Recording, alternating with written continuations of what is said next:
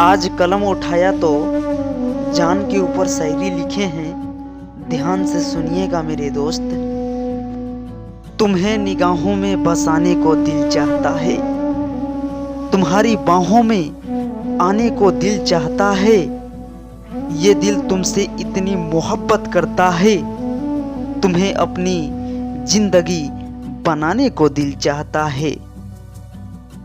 हमारी निगाहों में झांकने से पहले जरा इतना समझ लीजिए सनम, अगर जो पलके झुका ली हमने तो कयामत हो जाएगी, और अगर नजरें मिला ली हमने तो मोहब्बत हो जाएगी।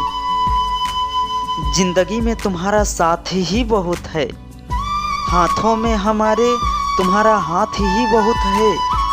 चाहे कितने भी अड़चने हो मोहब्बत में, तुम्हारा इश्क का बस एहसास ही बहुत है।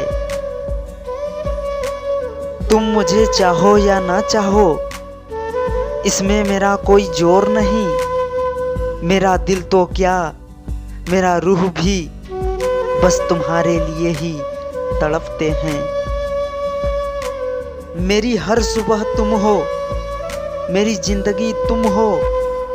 तुम्हें पाकर सब कुछ पा लिया मैंने, क्योंकि मेरी हर खुशी तुम हो।